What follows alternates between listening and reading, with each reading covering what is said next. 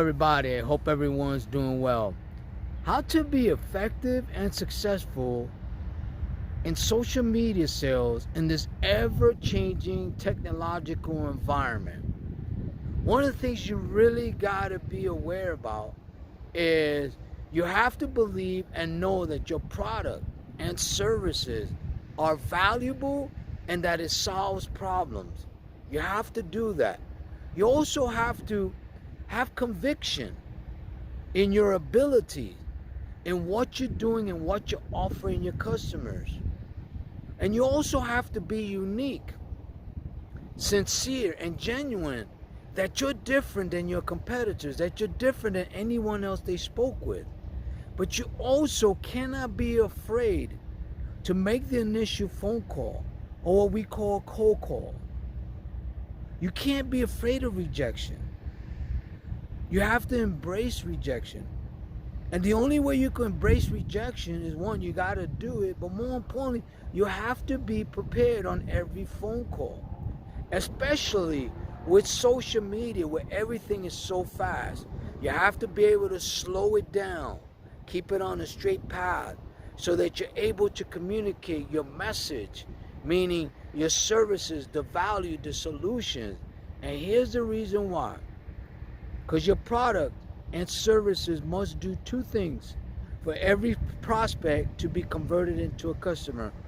You have to be able to solve a problem if they have it, if they have a problem. And number two, even if they don't have a problem, but they could use your services and product that will help them increase their sales volume.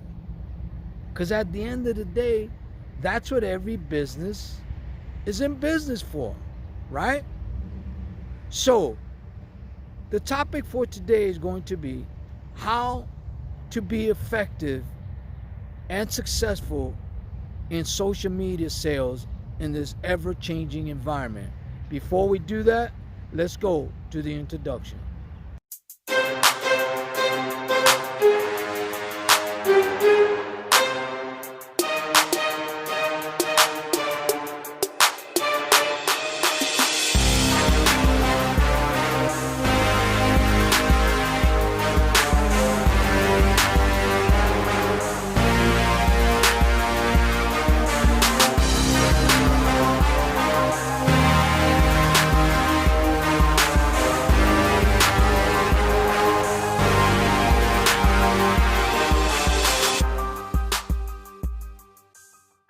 Hello everybody.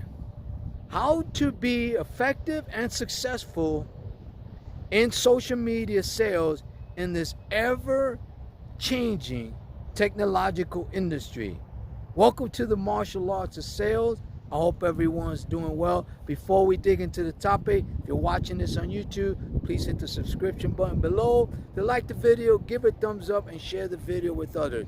I'm going to share with you 5 steps that you need to prepare yourself to be able to tackle this social media industry with the strong fundamentals. Now, I do have my chart, which I always carry with me, guys. I never leave home without it. But it's a beautiful day here in El Paso, Texas. Before we dig into the topic, there's 2 things that you must really understand and want to develop.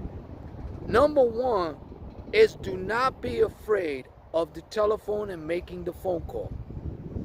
Don't. But obviously, in order to do that, you have to be prepared, right? So number 2 is always be prepared, but have the right preparation. Does that make sense? So for example, number 1 is what I call identifying your prospects. You don't just make phone calls. Every phone call has a purpose, at least it does for me. So for example, there's different avenues for you to get qualified leads. I mean, some people do automated systems, but I'm talking about on social media. So for example, you have followers on your social media platforms, right?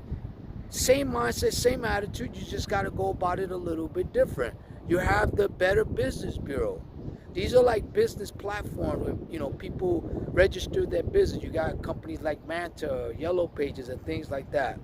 Then you have search engines like Google, Yahoo, Bing, right? At the end of the day, you have to know who your target audience is so that you could become more successful. Because guess what? My product and services is not for everyone. So I have specific industries, specific businesses that I do target.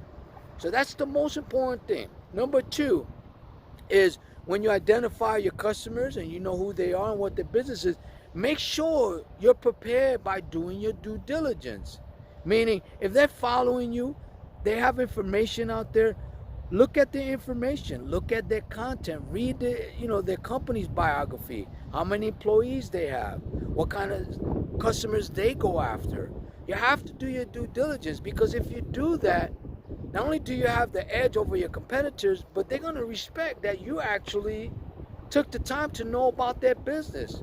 Because how can you offer a solution if you don't even know what their business is, right? Does that make sense? So, and number three is you got to have and develop a very effective and strong script. If those of you believe that you don't need a script to sales, I can guarantee you, besides death and taxes, you're not closing any sales consistently. A script is very important because it gives you a path. It keeps you on the track. It keeps you focused. It allows you to tell a good story and solve problems. And there's certain ingredients that you need in the script, which I'm working on right now, to help you develop the right script for your business.